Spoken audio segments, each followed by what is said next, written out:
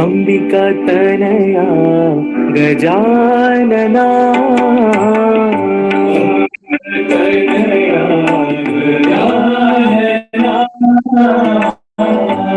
अंबिका तनया गजानना अंबिका तनया गजानना गजवदना गणनाथ गजानना गजवदना गणनाथ गजानना गजवदना गणनाथ गजानना गजवदना गणनाथ गजानना पाहि गणेशा विनायका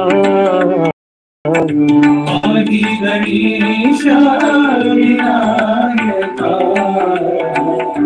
पाहि गणेशा विनायका पाहि गणेशा विनायका त्रिभुवन पालक मंगलदायक त्रिभुवन पालक मंगलदायक त्रिभुवन पालक मंगलदायक त्रिभुवन पालक मंगलदायक विद्या बुद्धि सिद्धि प्रदायक विद्या बुद्धि सिद्धि प्रदायक विद्या बुद्धि सिद्धि प्रदायक विद्या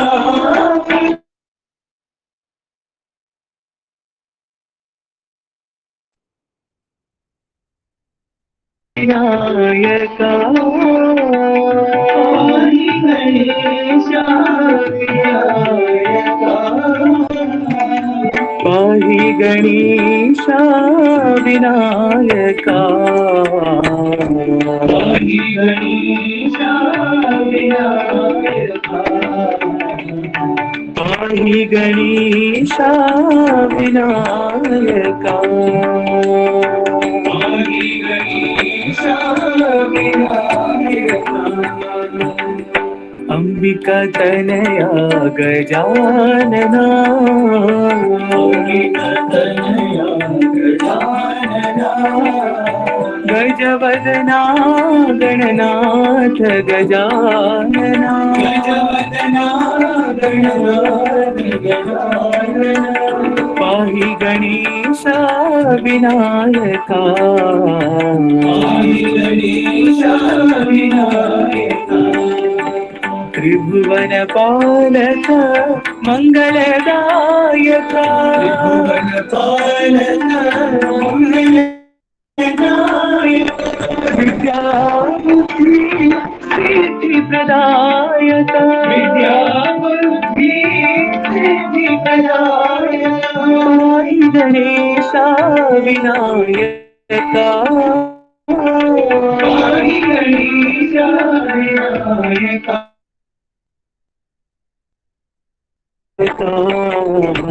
पाहि गणेशा विनायका पाहि गणेशा विनायका पाहि गणेशा विनायका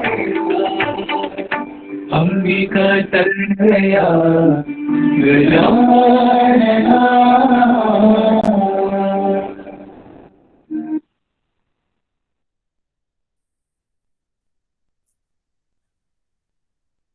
ओम श्री साई राम।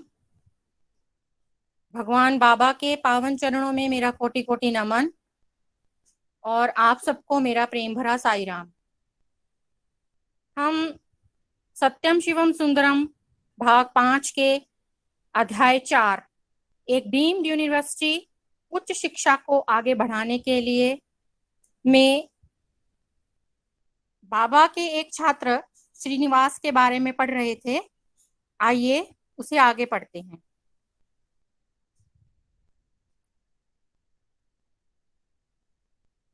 माता पिता के कई गुण। बालक श्रीनिवास में बचपन में ही आ गए थे, किंतु जीवन में बहुत समय बाद वे आकार लेने लगे। उसके सहपाठी उसे हंसता खेलता अच्छा इंसान के रूप में देखते थे। हैदराबाद के पब्लिक स्कूल में वह पढ़ा करता था। अध्यापक भी उसे हंसता खेलता ही देखा करते थे। वहां पर उसने सन 1970 में स्कूली शिक्षा समाप्त कर ली। वह लड़का बहुत ही तेज था पढ़ाई में, किंतु इधर उधर मन लगा रहने के कारण पढ़ाई में बहुत कम समय लगाता था। इससे आईएससी की परीक्षा में निम्नतम श्रेणी प्राप्त की। उसके मित्र और उसने कॉलेज की शिक्षा बेंगलोर में करनी चाहिए, क्योंकि एक तो वह कॉस्मोपॉलिटन शहर था और दूसरे उनकी तरह जीवन बिताने के लिए वह शहर अच्छा था। उसके माता पिता ने उसे उसकी इच्छा पर छोड़ दिया, जैसा कि वे बचपन से ही करते चले आए थे। स्कूली शिक्षा पूरी करने के बाद उसकी इच्छा ही चली। राघवेंद्र राव अपने पुत्र को लेकर बेंगलोर पहुंचे, क्योंकि उनकी इच्छा थी कि उसे अच्छे आवासीय कॉलेज में सीट मिल जाए तो आगे चलकर कॉमर्स में वह अपना ग्रेजुएशन पूरा कर सकता है। श्रीनिवास के अंकल भी उनके प्रयत्नों के भागीदार थे।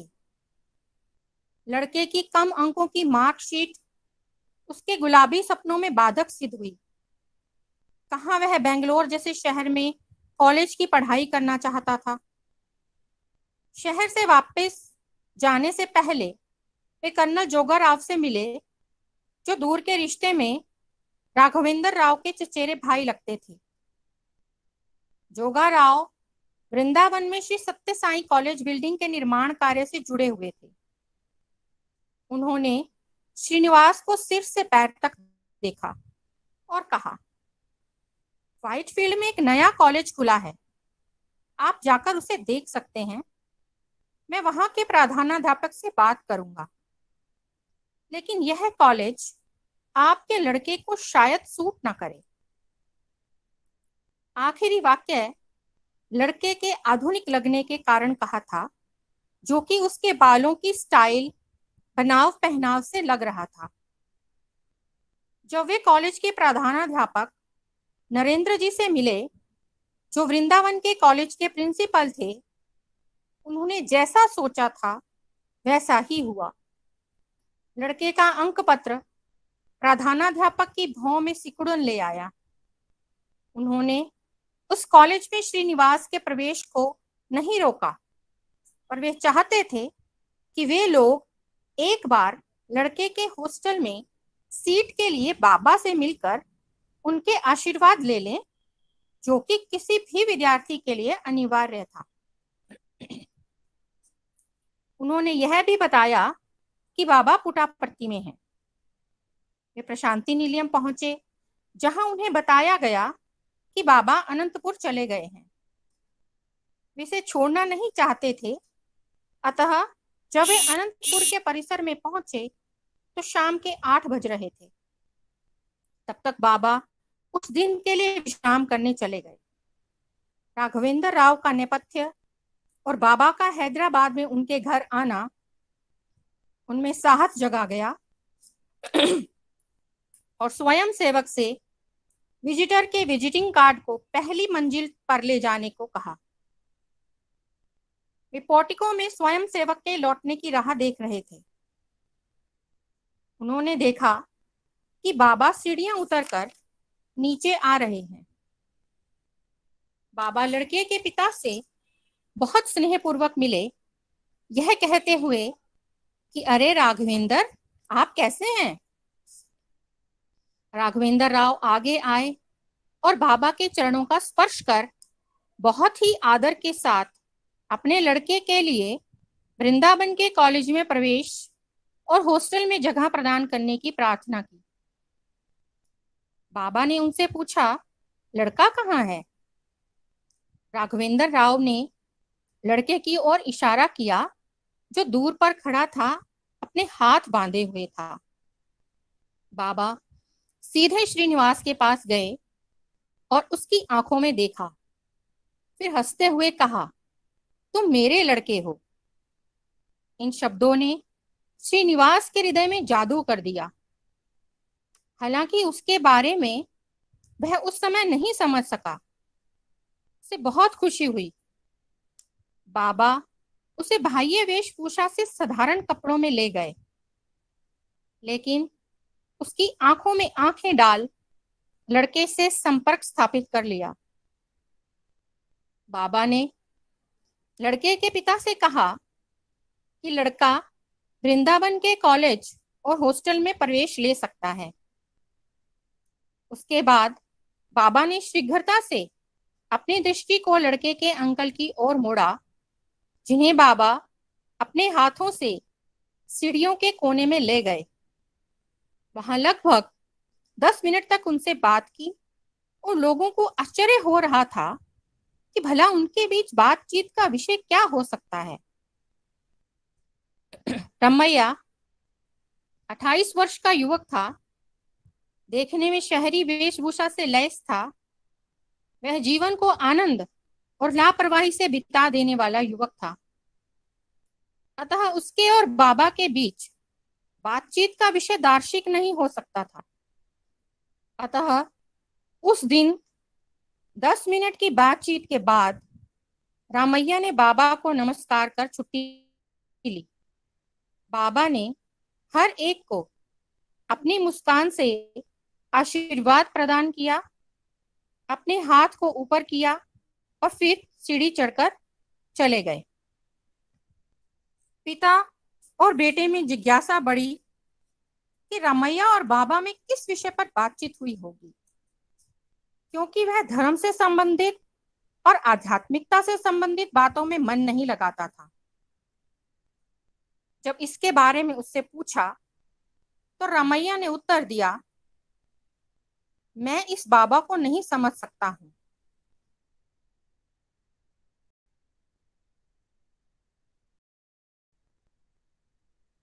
और पीने की आदत को छोड़ने के लिए क्यों कहते हैं? मैं कोई छोटा बच्चा नहीं हूं।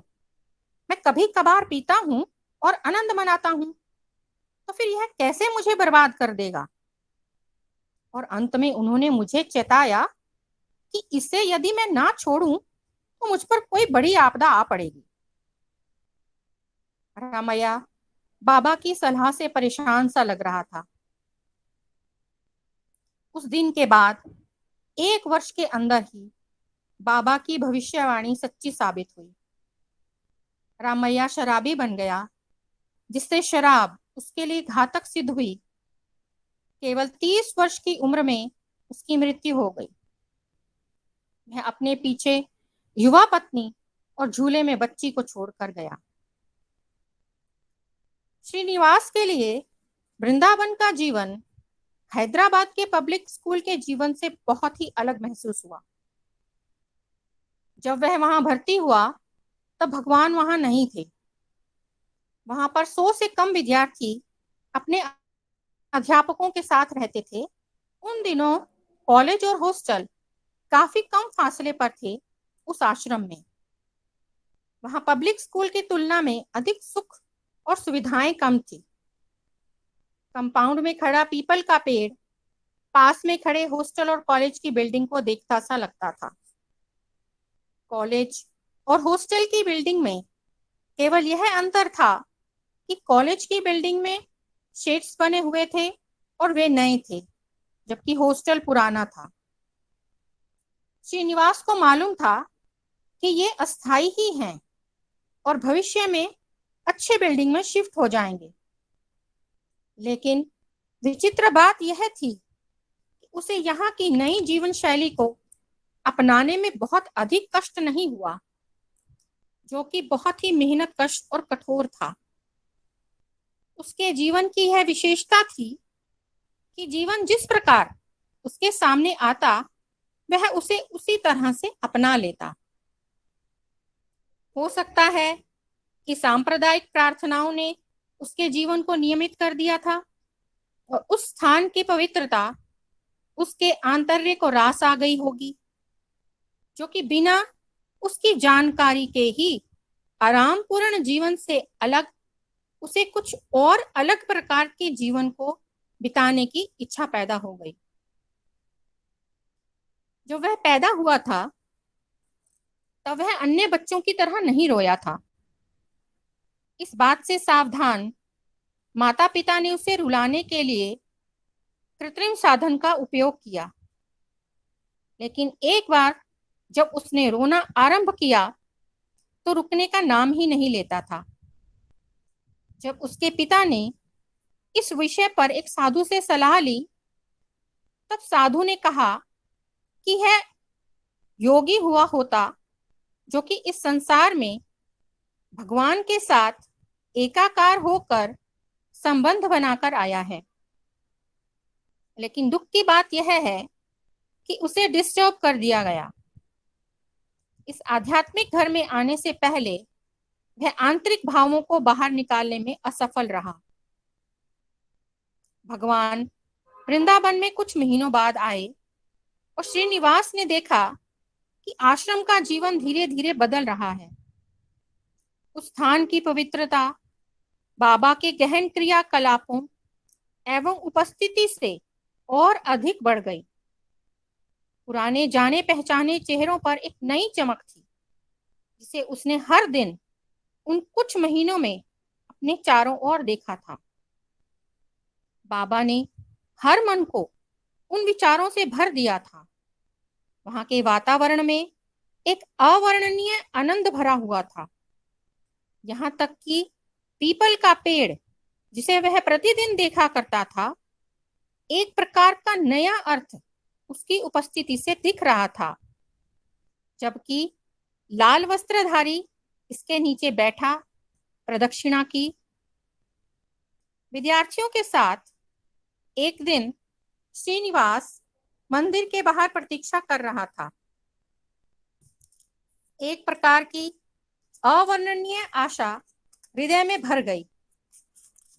बाबा बाहर आए और विद्यार्थियों के साथ बातें करते हुए आगे बढ़ रहे थे। श्रीनिवास के मन में एक तीव्र इच्छा पैदा हुई कि कम से कम एक बार बाबा की झलक दिखाई दे। उसकी इच्छा तब पूरी हुई जब बाबा ने उसकी आंखों में सीधे देखकर मुस्कुरा दिया। श्रीनिवास की आंखों से आंसू बह निकले और वह सुबकने लगा। उसे पहले कभी वैसा अनुभव नहीं हुआ था। भीतरी दबाव जो हमारा मार्गदर्शन करते हैं और हमारे जीवन को आकार प्रदान करते हैं, वे हमारे मन की पहुंच के बाहर हैं। बाबा श्रीनिवास के कहे शब्दों से पिघल गए और वे युवक श्रीनिवास के पास आए, उसे प्यार से थपथपाया, उसके सिर को सहलाया और कहा, नहीं नहीं, वह सब कुछ बाहर हुआ, लेकिन आंखों से देखी जाने वाली चीजों से कहीं अधिक अंदर है। अवर्णनीय पागलपन जो श्रीनिवास के मन में भगवान के स्वरूप के प्रति था, उसने उसी क्षण श्रीनिवास के हृदय को बांध लिया। वह इसे सहना नहीं चाहता था और इसके सिवा और कोई चारा भी ना था। वह अपने पागलपन का खुद शिकार बन गया। उसके लिए यह कहना कठिन हो गया था कि यह उसके लिए दुख लाया था या आनंद। यदि वह पीड़ा होती तो उसे भी सहने में मधुरता होती। भगवान उसके जीवन के लिए आदि और अंत बन गए। बाबा जब तक वृंदावन में थे, श्रीनिवास बाबा के निवास स्थान के बाहर खिड़की के पास 12 से 14 घंटे खड़ा रहता था, सवेरे से शाम तक। उन घंटों में उसे ना खाने की याद रहती थी और ना पीने की। कभी कभी बाबा खिड़की के पर्दे को हटाकर उसकी उपस्थिति को स्वीकारते और मुस्कान से या हाथ उठाकर उसे आशीर्वाद देते। कई दिनों तक पर्दा भी नहीं हटता था, फिर भी उसकी तपस्या जारी रही। उसकी सहिष्णुता की परीक्षा हुई। उसमें अंततः वह खरा उतरा और उसे भगवान की निकटता प्राप्त हुई। बाबा ने उसको कभी कभी अंदर बुलाना शुरू किया और उसे अपनी महिमा दिखाते या अपने प्यार से उसे दुलारते। रेशमी धागे का बंधन दिन प्रतिदिन दृढ़ होता गया। कई पाठों को पढ़ाया गया और सीखा गया। इस प्रक्रिया में श्रीनिवास ने समझा कि उसके मास्टर बहुत ही अनुशासन प्रिय और कठोर हैं काम लेने में, जो किसी भी उस काम से संतुष्ट नहीं होते हैं जो उनके विचार से पूरा और खरा नहीं उतरता है। उनके द्वारा दिए गए आदेश चाहे छोटे हों या बड़े, क्योंकि उनके लिए कुछ भी छोटा या बड़ा है ही नहीं। हर जगह और हर समय पूर्ण ईमानदारी और निष्ठा का होना जरूरी है। बाबा के अंतर्यामी होने और सर्वत्र होने का भान उसे सदा होता। कभी कभी उसे आश्चर्यचकित और स्तब्ध भी होना पड़ता। वह अपने भगवान को खुश रखने के लिए कुछ भी करने को तैयार है।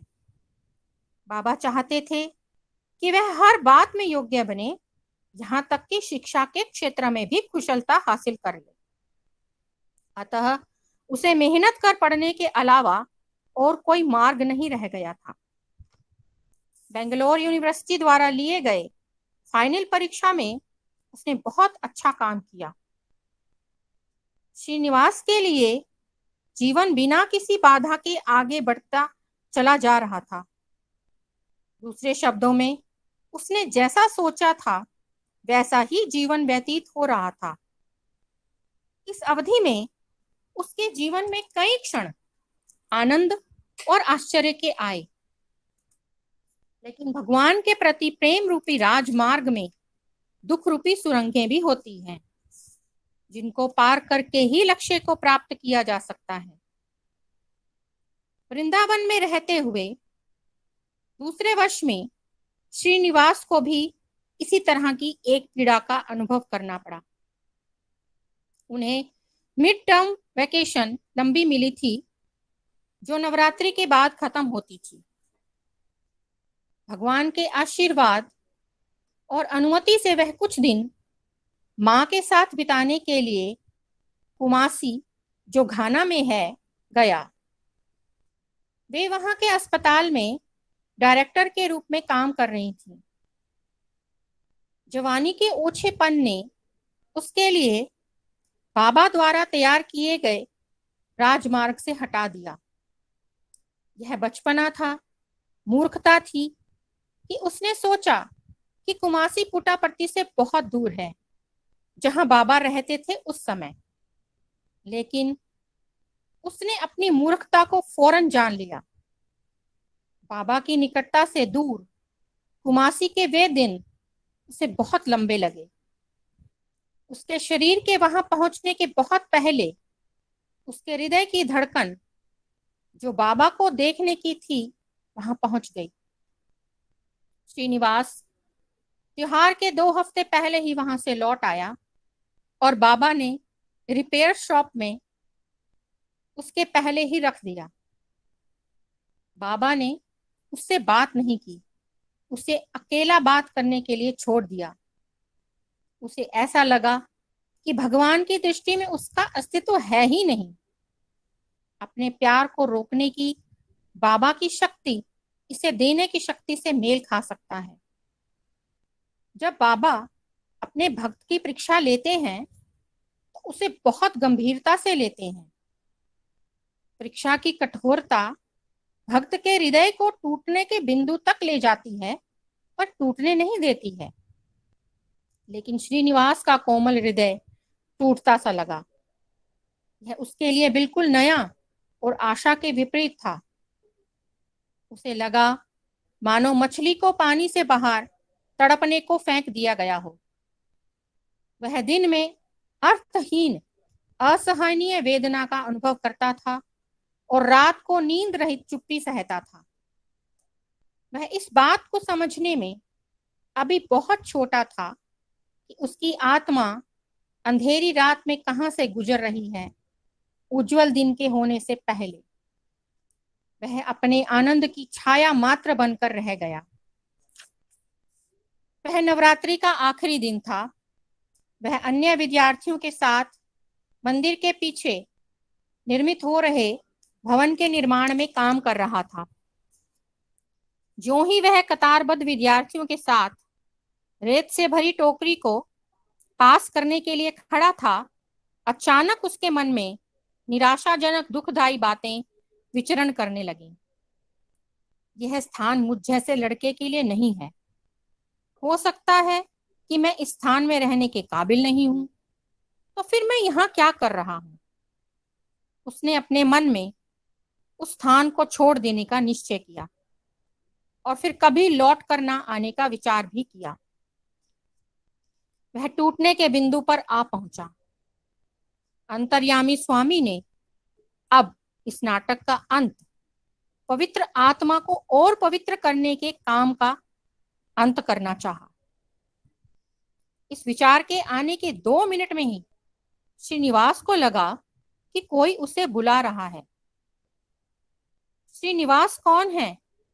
स्वामी तुम्हें बुला रहे हैं, शीघ्र दौड़कर मंदिर जाओ। श्रीनिवास उसके पहले कभी उतनी तेजी से नहीं दौड़ा। जब वह मंदिर पहुंचा, उसे पहली मंजिल पर बाबा की बैठक में ले जाया गया।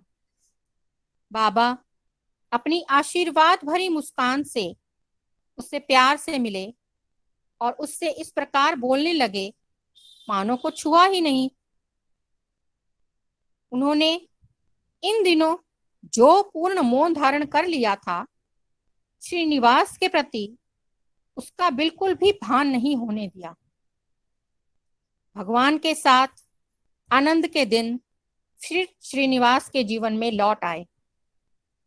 दरअसल बंधन और अधिक दृढ़ हुआ और उसे बाबा की ओर अधिक निकटता प्राप्त हो गई। वृंदावन में श्रीनिवास का तीसरा वर्ष अविस्मरणीय साबित हुआ, क्योंकि बाबा उसे घंटों अपने साथ रखकर प्यार करने लगे। वह भी छुट्टियों के दौरान। लगभग वह अपना पूरा समय या तो वृंदावन में या प्रशांति निलयम में बिताता था। उसे बिल्कुल पता नहीं लगा कि उसे बाबा अपने मिशन को पूरा करवाने के लिए ढाल रहे थे। उसे इसी बात की प्रसन्नता थी कि उसे उनके सामने रहने का अवसर मिल रहा है, जिन्हें वह भगवान मानता है और बहुत अधिक प्यार करता है, और जो उसके जीवन का लक्ष्य है। प्रशांति निलयम का यह सुहावना प्रभात का समय था। श्रीनिवास भगवान के चरणों में एक और विद्यार्थी के साथ बैठा हुआ था। बाबा ने उनसे कहा, शास्त्रों में यह कहा गया है कि भगवान में एक की कई में गुणित करने की शक्ति है। क्या तुम लोगों को यह पता है? हाँ स्वामी, आप अपनी इच्छा से कुछ भी कर सकते हो, उन्होंने कहा। भगवान ने हाथ हिलाकर एक अंगूठी की सृष्टि की और उन्हें दिखाया। उन्होंने अपने सीधे हाथ में पकड़ रखा था और उसे एक बार फूंका। जब मुट्ठी को खोला तो उसमें 2 अंगूठियां थी। वे हंसे, फिर मुट्ठी को बंद कर उस पर फूंका। वे दोनों 4 हुई। खोलते हुए बच्चों की तरह फिर फूंका तो इस बार 8 हुई। उन्होंने अब उनको दोनों हाथों में लिया और फूंका। अब वे 16 थीं। अंतिम बार जब उन्होंने इन अंगूठियों पर फूंक मारी तो वे फिर 2 ही रह गईं। फिर एक निर्दोष मुस्कान से उन्होंने कहा, यह सब केवल खेल है, तमाशा है। और उन दोनों अंगूठियों को उन दोनों लड़कों को उपहार के रूप में दे दिया। उस तमाशा के बाद उन्होंने उनसे पूछा, क्या तुम जानते हो कि तुम्हारे हृदय की हार्दिक इच्छा क्या है? उन दोनों के लिए वह प्रश्न ऐसा हुआ नहीं था। भगवान उनके जीवन को तत्वयुक्त बनाना चाहते थे। वे दोनों चुप रहे। मैं तुम लोगों को दिखाऊंगा कि यह क्या है, बाबा ने उनसे कहते हुए दूसरे विद्यार्थी को टेबल पर पड़े लेटर पैड को लाने का आदेश दिया। जो ही लेटर पैड को हाथ में लिया, बाबा ने एक पृष्ठ को फाड़ा और कोरा कागज उन्हें दिखाया।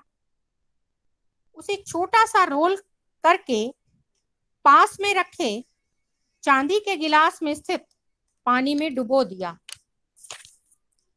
कुछ देर बाद इसे निकालकर पहले लड़के को दिया। जब उसने इसे खोलकर देखा तो पाया कि बहुत ही सुंदर हैंडराइटिंग में इसमें कुछ अंग्रेजी में लिखा हुआ है, मुझे आपके द्वार पर रात दिन बने रहने का आशीर्वाद प्रदान कीजिए। जब भगवान ने उसी तरह श्रीनिवास के लिए किया, उस कागज में लिखा हुआ था, मेरे हृदय में आपके लिए सदा प्रेम बना रहे, यह आशीर्वाद दीजिए। यह कहने की जरूरत नहीं है कि उसके हृदय की बात यही थी। यह कहा गया है कि प्रार्थना की सत्यता प्रेम है और प्रेम की सत्यता कार्य है। भगवान के प्रति उनका बढ़ता हुआ प्यार दमकते हुए उसके कार्यों में परिणित होने लगा, आज से लगभग 30 वर्ष पूर्व।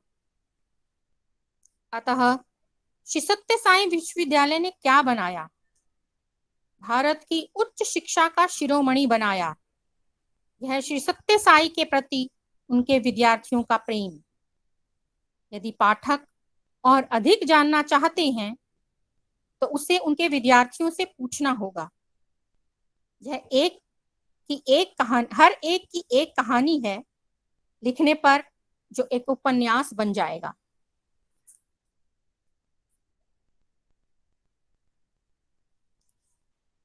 हाँ सायरन सायरन दीदी। बेटा, हाँ जी, हाँ आगे पढ़ लो आप। ठीक है दीदी। आगे। हाँ। सायराम जी। 5वां अध्याय, शिक्षा का भवन बनाने में स्वामी के उपकरण। जो भगवान का चुनाव करते हैं, भगवान उनका चुनाव करते हैं। और बिंदु ने कहा, बाबा ने भी कहा, कोई भी मेरे संकल्प के बिना मेरे पास नहीं आ सकता। और कुछ ऐसे भाग्यशाली लोग हैं जिनको उन्होंने अपने हाथ से चुना और अपने लक्ष्य में अपना उपकरण बनाया। बच्चों और युवकों की शिक्षा का भगवान बाबा के लक्ष्य में महत्वपूर्ण स्थान है। मैं अपनी 3/4 शक्ति और समय को विद्यार्थियों के लिए व्यतीत करता हूं, ऐसा उन्होंने प्राय कहा है।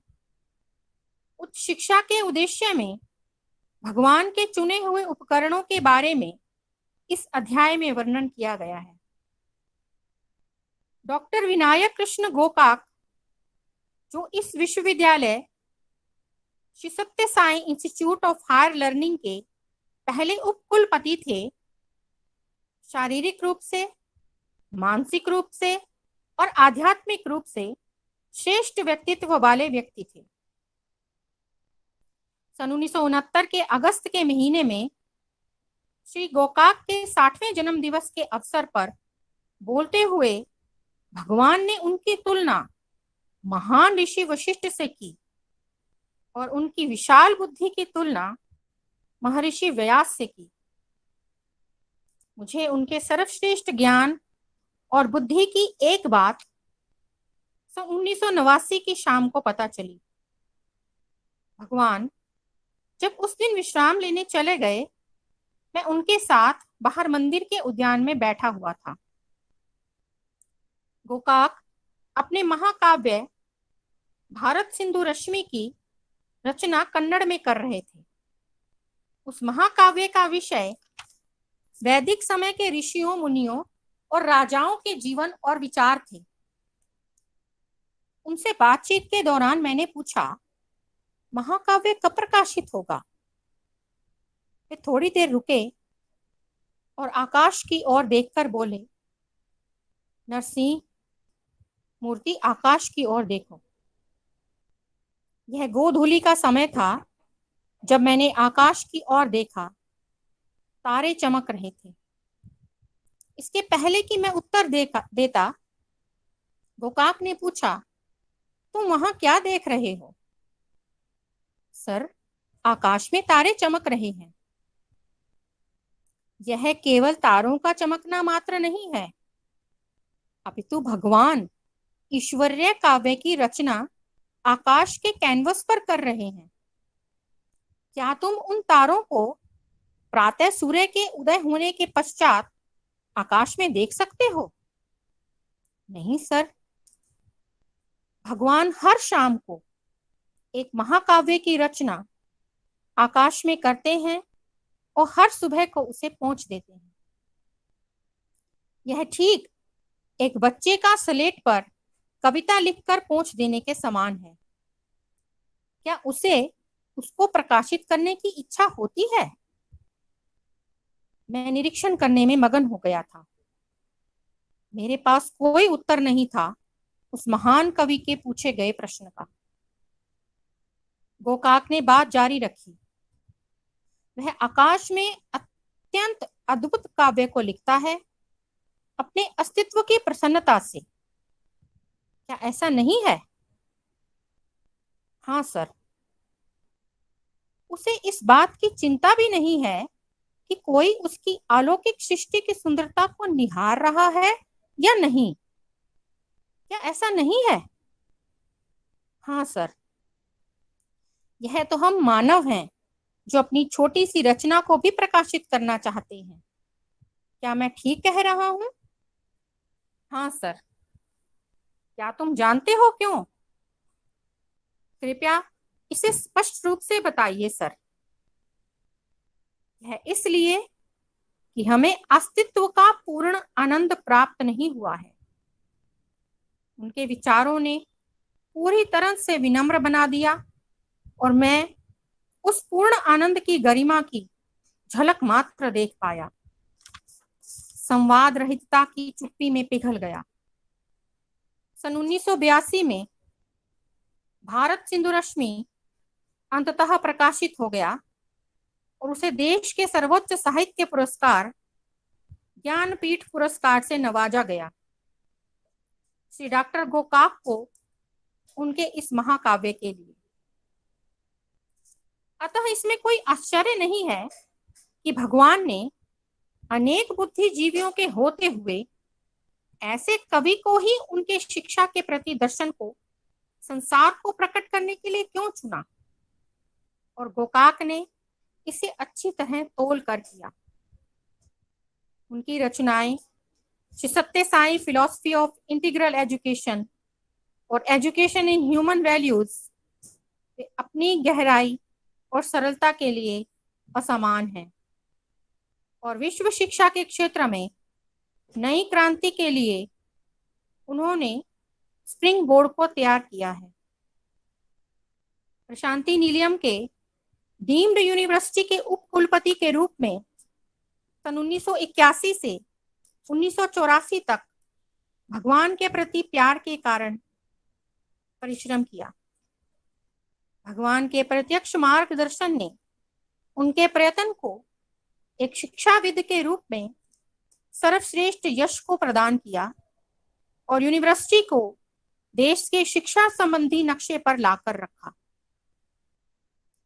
गोकाक को बाबा के सर्वप्रथम दर्शन सन 1965 में हैदराबाद में हुए, जब वे सेंट्रल इंस्टीट्यूट ऑफ इंग्लिश के डायरेक्टर के रूप में कार्यरत थे। केरला और उत्तर प्रदेश के भूतपूर्व गवर्नर डॉक्टर बुर्गला रामकृष्ण राव ने जब प्रशांति विद्वान महासभा में बाबा की उपस्थिति में उन्हें एक भाषण देने को निमंत्रण दिया, तब गोकाक अपने निजी जीवन से संबंधित मामले में बाबा का आशीर्वाद प्राप्त करना चाहते थे। उनकी पुत्री माला को अत्यंत कमजोरी, जो कि शारीरिक थी, जिससे उनके दिमाग पर भी प्रभाव पड़ा था। डॉक्टरों का इलाज और दवाइयां बहुत कम काम कर रही थी। यहाँ तक कि वे इस विषय में भगवान से सहायता के लिए प्रार्थना कर रहे थे। तो उनके दो मित्रों ने भगवान बाबा से मिलने के लिए उन्हें सलाह दी। ऐसा कहा गया कि मनुष्य की विपत्ति भगवान के लिए मौका है। श्री गोकाक की परिस्थितियों ने उन्हें भगवान के नजदीक किया। उनकी निजी समस्या और शैक्षिक क्रांति के उच्चतम उद्देश्य को पूरा करने के लिए भगवान के पास गोकाक गए। अरबिंदो और मां के सच्चे अनुयायी होने के नाते और आध्यात्मिक खोजी होने के नाते इसकी खोज उन्होंने कर ली। जब मंच पर भगवान के सानिध्य में प्रशांति विद्वान महासभा में भाषण दे रहे थे तो उन्हें पुष्ट करने वाला एक अनुभव प्राप्त हुआ। उन्हें उनकी चेतना का धीरे धीरे बढ़ना सा महसूस हुआ और जिस समय उन्होंने भाषण समाप्त किया उन्हें ईश्वरीय उपस्थिति की अनुभूति उनके खाली हृदय में महसूस हुई, जो अरबिंदो के पृथ्वी पर शारीरिक अनुपस्थिति से खाली हो गई थी। बाबा उनके हृदय में प्रवेश कर चुके थे। उनके पहले दर्शन का प्रभाव ही उनकी कविता दर्शन की अभिव्यक्ति थी। कविता का अंत, आरंभ और अंत इस प्रकार है। क्या तुमने बाबा को देखा है, जो चाहकर शहरों को जला देता है और उन्हें मौजूदगी के आनंद में भिगो देता है। तुमने अपने जीवन के अर्थ को खो दिया है। यदि तुमने उन्हें ना देखा हो और उनसे बात ना किया हो तो। कुछ दिनों बाद बाबा ने गोकाक और उनकी पत्नी को इंटरव्यू के लिए बुलाया। उनकी आध्यात्मिक यात्रा में वह इंटरव्यू महत्वपूर्ण मील का पत्थर साबित हुआ। बाद में शारदा गोकाक ने अपनी आत्मकथा में लिखा, यह भगवान श्री सत्य साईं बाबा ही हैं जिनके कारण गोकाक भक्ति और प्रेम को महत्व देने लगे अपने जीवन में। बाबा ने एक और महत्वपूर्ण सत्य से उन्हें अवगत कराया कि भक्ति भौतिक अनुसंधान के विपरीत नहीं है। 1 वर्ष के भीतर ही गोकाक और उनकी पत्नी को कई अनुभव हुए। कुछ सपने भी प्राप्त हुए जिनसे उन्हें विश्वास हुआ कि भगवान में श्री अरबिंदो और मां दोनों हैं। गोकाक जब बेंगलोर विश्वविद्यालय के उप कुलपति के रूप में बेंगलोर को चले गए तब बाबा ने बहुत ही अद्भुत ढंग से इसको उनके पूजा घर में दिखाया। उनके घर को बाबा जब पहली बार गए तो वे सीधे पूजा घर में चले गए।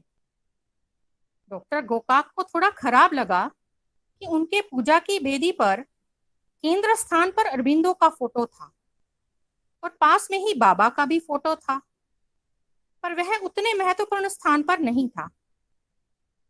बाबा ने गुलाब के फूल को उठाया जो वहां के एक फोटो से गिर पड़ा था और उसे अरबिंदो के फोटो पर लगा दिया। तब एक गहरी शांति गोकाक के घबराए मन को प्राप्त हुई।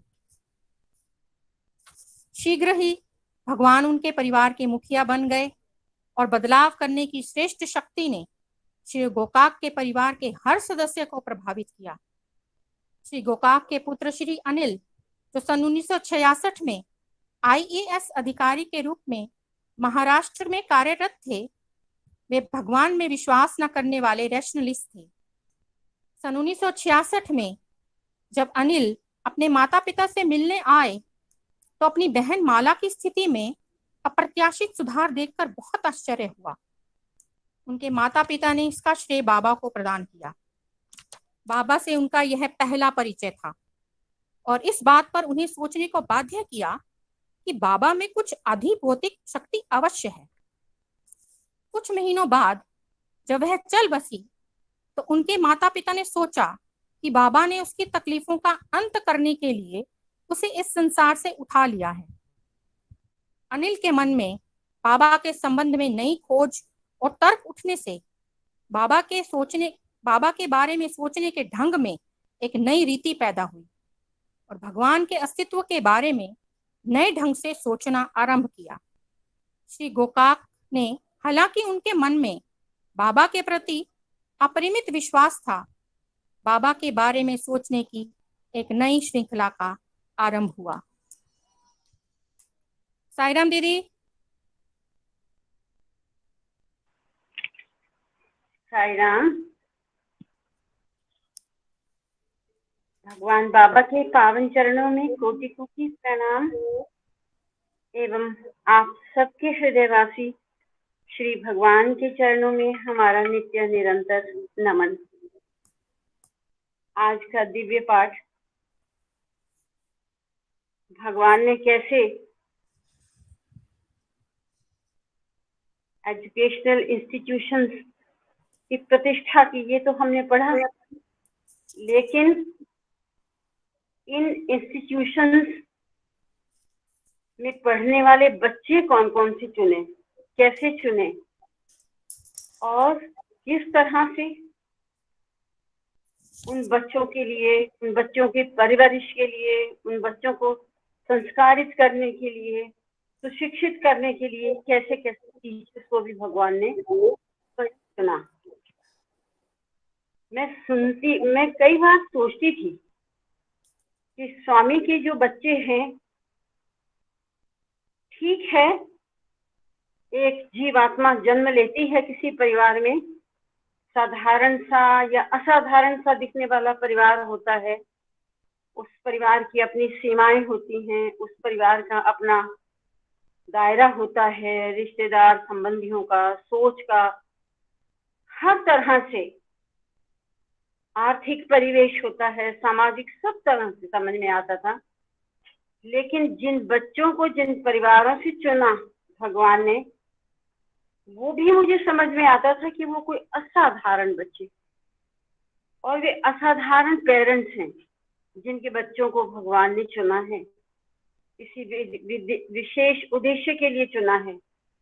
और आज उस पंक्ति से स्पष्ट हुआ श्रीनिवास के संदर्भ में कि वो कोई ऋषि तुल्य जीवात्मा थी पूर्व जन्म में, जिस समय भगवान के साथ उसका तादात्म्य संबंध बनना था, वो नहीं बन पाया और फिर उसका वो जीवात्मा दूसरे परिवेश में आ गई। और आप देखिए जीवात्माओं की यात्रा कैसे, वो दूसरे परिवेश में दूसरे पेरेंट्स पा लिए, आ तो गई, लेकिन जीवात्मा ने फिर अपना रास्ता चुना और वो बच्चा भगवान के सानिध्य में कैसे आया, भगवान ने उसको कैसे कैसे पवित्र किया। भगवत गीता में ऐसी दिव्य आत्माओं को योग भ्रष्ट कहा है कि जिनकी साधना पूर्व जन्मों में पूरी रह जाती है, अधूरी रह जाती है, वो दिव्य आत्माएं अगले जन्म में अपनी इस यात्रा को पूरा करती हैं, इस अपनी साधना को पूरा करती हैं। मुझे तो आज के इस सारे संदर्भ को पढ़कर यही समझ में आया और मैं भगवान से प्रार्थना करती हूँ कि हर एक दिव्य आत्मा जो उसके सानिध्य में आई है वो अपने जीवन के लक्ष्य को, परिपूर्णता को प्राप्त करे। भगवान तो हर समय हर पल हमारे लिए है, भौतिक रूप से ना सही, लेकिन हर पल वो हमारे साथ है। अब मैं डॉक्टर अमर सिंह जी से रिक्वेस्ट करती हूँ, उनके बहुत अनुभव हैं, वो कुछ इस विषय को और स्पष्ट करें। डॉक्टर साहब, साई राम। डॉक्टर साहब, साई राम। साई राम। साई राम। साई राम। साई राम। बहुत ही अच्छा विषय आज का पढ़ा है कि किस प्रकार से भगवान बाबा अपने इंस्ट्रूमेंट्स को पहचानते हैं, अपनी तरफ आकर्षित करते, खींचते हैं। तो ये एक स्पष्ट इस चैप्टर से हमें पता लगा कि देखिए श्रीनिवास एक ऑफिसर का लड़का है, उसकी माँ भी एक गायनोकोलॉजिस्ट है, हैदराबाद की बहुत वेल टू डू फैमिली से बिलोंग करते हैं और हैदराबाद से उसने ISP का एग्जाम क्लियर किया हर तरह से बड़ा अच्छा स्कूल था, जिसमें पढ़ा था वो। और लेकिन मार्क्स उसके बहुत अच्छे ना आ पाए। अब उनको पेरेंट्स को भी कुछ चिंता हुई कि इसका कहाँ एडमिशन कराया जाए, तो विचार किया कि चलो बेंगलोर के अंदर इसको कोई अच्छा कॉलेज में एडमिशन करवाएं, ताकि इसका कॉमर्स की एजुकेशन वो चाहते थे इसे मिले बहुत अच्छी प्राप्त कर।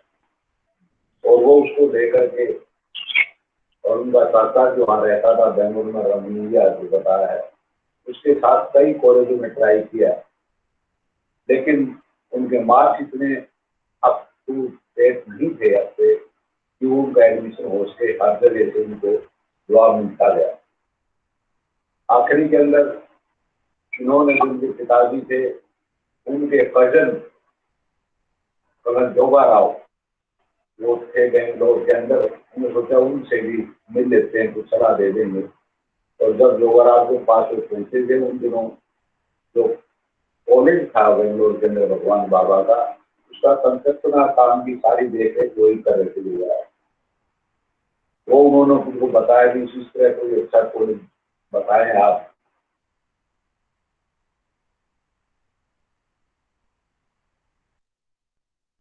और देख के कहने लगे कॉलेज पे बहुत नया बन रहा है यहाँ पर, लेकिन ये बच्चा उसमें शूट नहीं करेगा। तो जो उसके जो पहनावा था, उसका बाल थे और थे, उनको देख करके उसने इस प्रकार का बताया, जवाब दिया। लेकिन फिर उन्होंने कहा चलो आप जाके प्रिंसिपल से मिल लीजिए, और फिर अगर कोई दिक्कत हो तो मुझे बताइए। प्रिंसिपल से मिले हैं, प्रिंसिपल ने उसका रिकॉर्ड देखा है, तो उसके बाद देखिए कि ऐसा है कॉलेज भी अभी नया बन रहा है, चल रहा है, लेकिन इसके एडमिशन से पहले आप स्वामी से मिलना चाहिए, और स्वामी अगर परमिशन दे देंगे तो एडमिशन। देखिए भगवान की लीला, वो वहां से हैदराबाद चले जाते हैं, हैदराबाद स्वामी वहीं पहुंच जाते हैं, और उसी के पिता से पूछते हैं कैसे हो आप, वो संपर्क करते हैं और कहते हैं स्वामी मेरे बेटे को एडमिशन करवाना है कॉलेज में, और जो कहाँ आपका बेटा दूर इशारा करके बता वो है।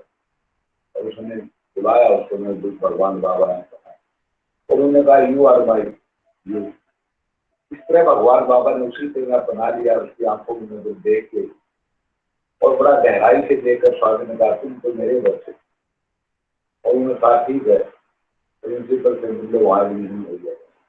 बाकी तो सारी कहानी आपने पढ़ी है, सारी कहानी है किस प्रकार का जीवन परिवर्तित हुआ, किस प्रकार का वो पूर्व जन्म में एक अच्छा कोई सेंट बताया था, साधना हो गई है। तो भगवान बाबा के नजदीक आया, इतना नजदीक कि हमेशा ही 18, 14, 16, 15 घंटे बाबा की खिड़की उनसे खिलाया रहना कोई छोटी बात नहीं थी। और बहुत नजदीक स्वामी के पास आ गया, स्वामी के अपने पास ही बुलाने लगे, बहुत ही नजदीक उभरा आपको महसूस करता था कि मैं स्वामी जी इतना प्यार करता हूँ, स्वामी जी अपने साथ। तो देखिए इस तरह बढ़ता बढ़ता फिर कहा वो अपनी माँ के पास जाता है, और वहाँ कुछ ऐसी बच्चे की शैतानी कुछ ऐसा हुआ कि वो वहाँ भी उसका मन नहीं लगा। 2 हफ्ते बाद यहाँ आ गया वापिस इंडिया के अंदर। और उसके बाद अचानक कि भगवान की तरफ उसका भगवान का प्रेम ऐसा लगा बहुत कम हो गया, बहुत सोचता रहा ये क्या हुआ मेरे साथ, क्या हो गया, कोई स्वामी मुझे बुलाते हैं। तो भगवान को इस प्रकार के कह देते हैं जिनकी जो बहुत नजदीक आ जाते हैं, स्वामी बहुत स्ट्रिक्ट शिक्षा लेते हैं, बहुत कठिन शिक्षा लेते हैं। और वो इसी प्रकार से जो कंस्ट्रक्शन में काम कर रहा था, फसले पकड़ रहा था, उसके विचार मन में ये भी आज मैं यहाँ से छोड़कर क्या जाऊँ, तो भगवान मुझे चाहते ही नहीं है तो मैं क्यों जा रहा हूँ उस कैंपस में। और जैसे ही उसके मन में विचार आता है, कुछ मिनटों बाद ही एक सेवादार आता है, कहता है यहाँ कोई इस नाम का बच्चा है, उसको स्वामी बुला रहे। तो देखिए दौड़ पड़ता है, कहता लाइफ में इतना नहीं जोड़ा था कि स्वामी वहाँ पहुंचे, और उन्होंने स्वामी ऊपर बुलाया कमरे के अंदर। तो स्वामी ने चिट्ठी प्रेम से बातें की, उसे अनुभव ही नहीं होने दिया कि तेरे पे क्या बात हुई थी, तो मैं तुझे बोलना नहीं चाहता था क्या बात था, इतना प्रेम दिखाया, और उसको सब चीजें भूल गया। और स्वामी के प्रेम प्रकार आगे बढ़ा, और आगे वहीं पर भगवान बाबा व्यक्त भी करते हैं, उसकी परीक्षाएं भी देते हैं, और परीक्षा में उसको अंतिम समय पर पहुंच करके उसको पूछने भी नहीं देते, और फिर भगवान अपने को आगे कर रहा है। तो ये तो उसकी रमिया की बात बता हुआ है। तो आगे दूसरा चैप्टर में फिर भगवान बाबा ने गोपाक के बारे में बताया है। समय लगभग पूरा हो गया, फिर अगली बार गोपाक के बारे में मैं बताऊंगा। साई राम। हाँ जी, साई राम जी। डॉक्टर साहब ने देखो और स्पष्ट किया, जिन जिन आत्माओं को भगवान चुनते हैं,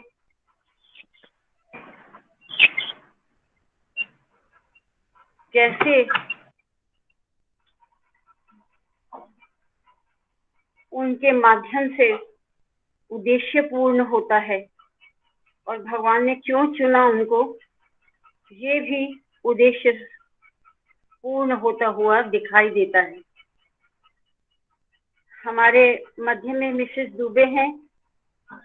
मैं जरूर चाहूंगी 2 शब्द बोलें जो इन्होंने मुझे अपने बेटे के एडमिशन के बारे में बताया था।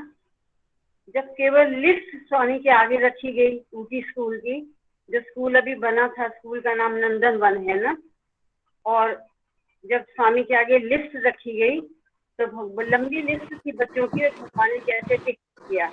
हाँ जी भाभी जी, साई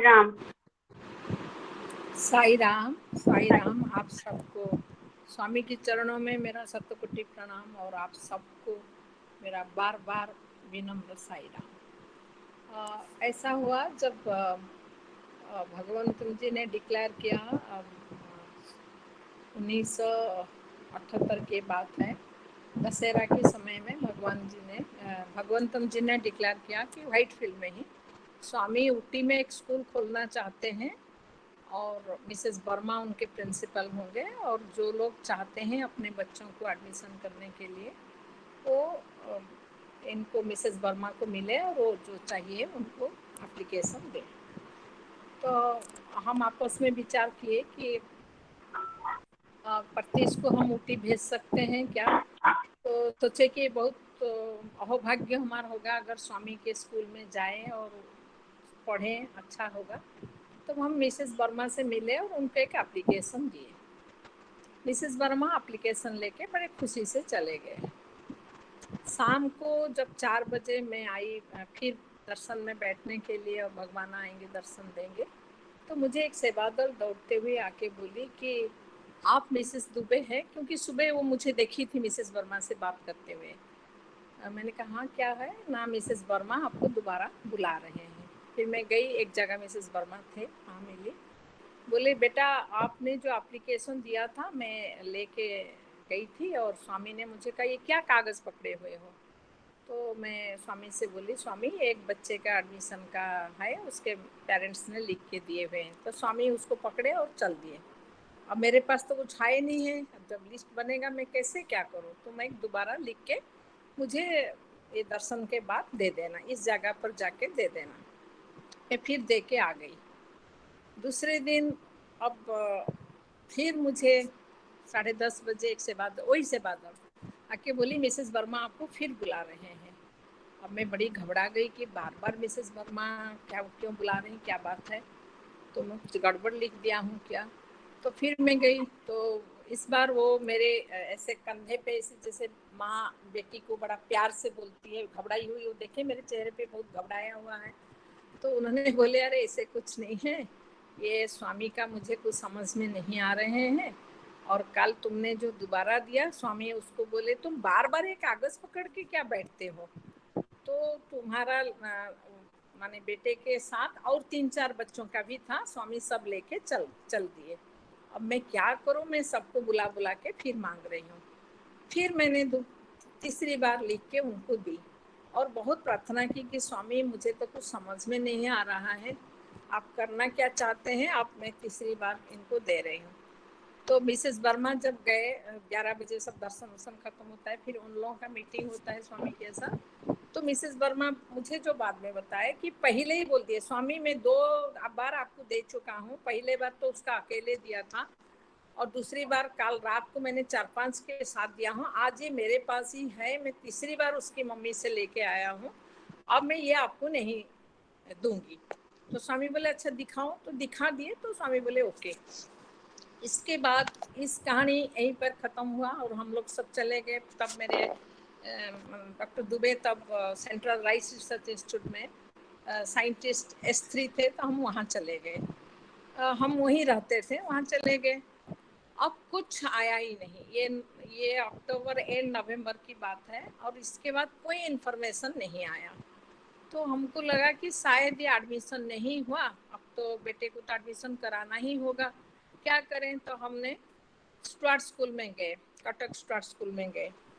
तो वहाँ पत्तीस को आदत नहीं था लिखने का पेन और पेपर में, वो स्लेट और पेंसिल चौक में ज़्यादा लिखना प्रैक्टिस किया था। तो वहाँ गया, नहीं कर पाया। तो वो बोले नहीं ये लड़का अभी फिट नहीं है केजी के लिए, आप इसको ले जाइएगा, थोड़ा और प्रैक्टिस कराइएगा तो नेक्स्ट ईयर हो जाएगा। अब बड़ी परेशानी हो गई कि कैसे क्या करें। अभी इधर स्वामी के यहाँ से भी नहीं आया, प्रेयर कर रहे हैं स्वामी आपने तो कुछ भी नहीं कर। अब हमने 15 दिन जो है इसको खूब पेंसिल और पेन और पेपर, पेंसिल और पेपर में खूब प्रैक्टिस कराया। एक नोटबुक टाइप का दिए, उससे खूब प्रैक्टिस कराए। तो उन दिनों में मैं वाणी विहार में फाइनल ईयर MA कर रही थी अप्लाइड इकोनॉमिक्स में। तो ये हुआ कि मैं इसको साथ ले जाऊंगी, उसके स्टुअर्ट स्कूल भुवनेश्वर में छोड़ दूंगी और फिर मैं आते समय इसको ले आऊंगी। तो जब स्टुअर्ट स्कूल भुवनेश्वर में गए इसको टेस्ट देने के लिए, ये आधे घंटे में सारा कुछ करके आ गया। तो वो प्रिंसिपल आके बोलते हैं ये तो क्लास 1 का लड़का है, आप केजी के लिए बार बार इसको क्यों करवा रहे हैं, ये तो क्लास 1 के लिए फिट लड़का है। तो सारे पैसा देखे तो 100 रुपया ही कम हो गया था टोटल फीस डिपॉजिट करने के लिए, और शनिवार का दिन था तो 100 रुपया ही कम हो गया था। तो प्रिंसिपल ने हमको बोले कि ऐसा है कि आप जाइए, मंडे को आप 100 रुपया दे देंगे, ये सीट हम अभी इसके लिए ब्लॉक कर देते हैं और मंडे हम एडमिशन कर देंगे। घर आए बड़े उदास हो के आए कि 100 रुपया कम हो गया, पता नहीं। जब घर आके दोनों लोग थे, दुबे साहब और मैं, और प्रतीश भी साथ में था। जब घर आके खोलते हैं एक लिफाफा ऊटी से आया हुआ है, पड़ा हुआ है।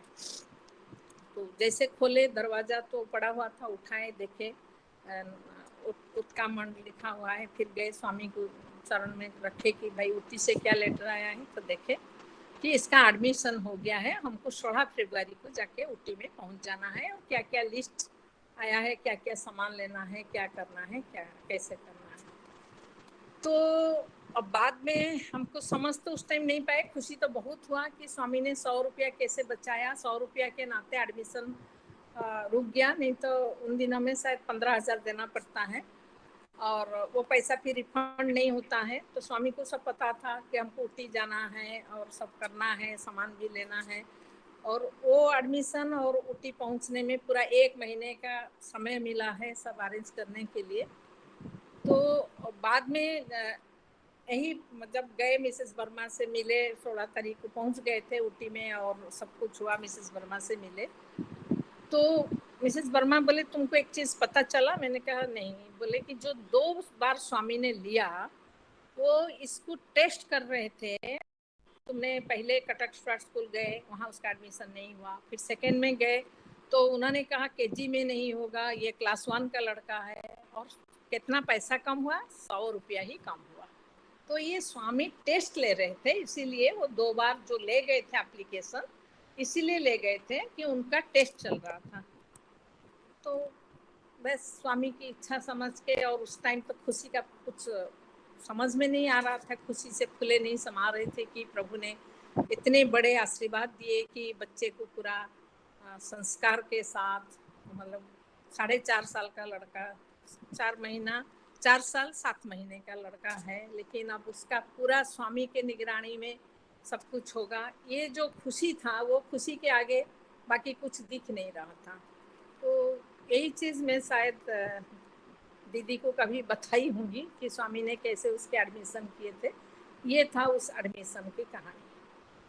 साई राम, साई राम। आप सबको मेरा विनम्र साई राम, साई राम। बहुत सुंदर स्वामी के तरीके हैं, दैवी तरीके हैं, जिस तरीके से वो सबको चुनते हैं, दिव्यात्माओं को चुनते हैं। हमारे पास आज जितनी लिस्ट है उसमें बहुत से बच्चों के एडमिशन हुए हैं, उन्होंने पढ़ाई पूरी की है। वहाँ पर जिनको मैं समझ पा रही हूँ, मिसेस जनक नरूला, इनकी बिटिया ने भी वहाँ अपनी पढ़ाई पूरी की है। तो जनक जी, आपका भी कोई ऐसा अनुभव है कि आपकी बेटी की कैसे वहाँ एडमिशन हुई, आपको कैसे मन में संकल्प आया कि हम अपने बच्चे का एडमिशन वहाँ पर करवाएं? साई राम। जनक जी। साईं राम। भगवान बाबा के साई पावन चरणों में मेरा कोटिशय प्रणाम। मैं रोज इतनी दिव्य लीलाएं सुनती हूँ और मेरा मन होता है कि मैं सबसे शेयर करूं कि स्वामी ने कैसे 2011 में फिजिकल फॉर्म छोड़ने से पहले कैसे उसने एक हमारे परम पिता की तरह सारे काम हमारे 2010 में ऐसे किए जैसे कि माता पिता जाने से पहले अपने बच्चों का करते हैं। तो भगवान की कृपा से ही हुआ एडमिशन।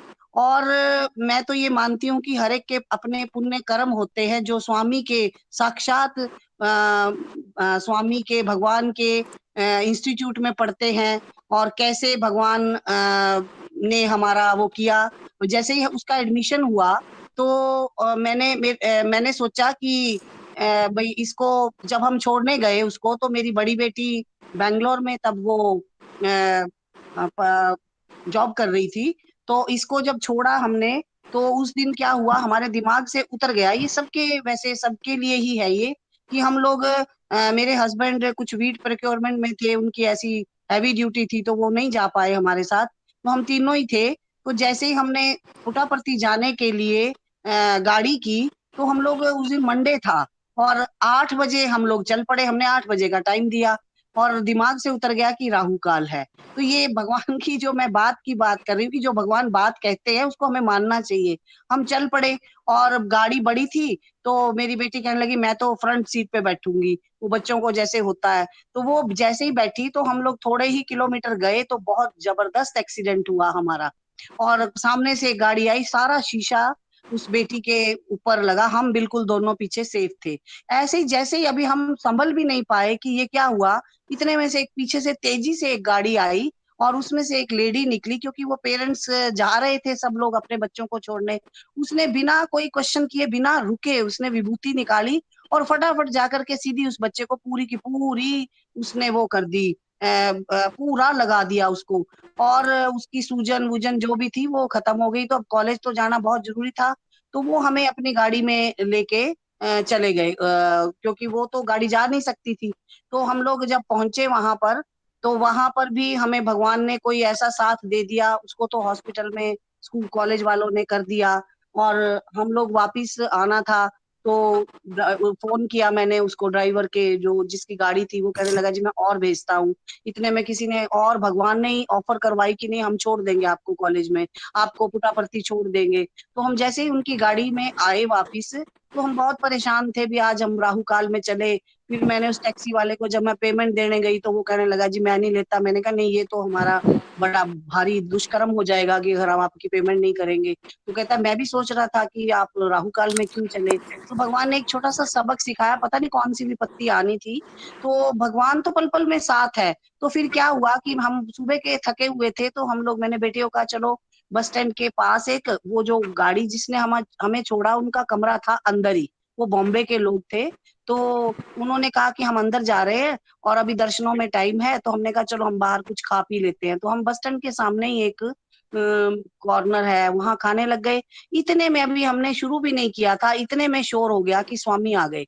और स्वामी ने हम बाहर भाग कर आए और स्वामी वहां खड़े हो करके भगवान ने हमें दोनों हाथों से आशीर्वाद दिया कि भाई ये कितने परेशान है कि मैं तुम्हारे साथ हूँ, लेकिन तुम मेरी शिक्षाओं को भी मानो। ये सबक मिला हमें इस बात का, लेकिन ये भी सबक मिला कि भगवान तो हमारे साथ है और भगवान का ही ये सारा कर्म है जो कि उन्होंने हमारे साथ किया।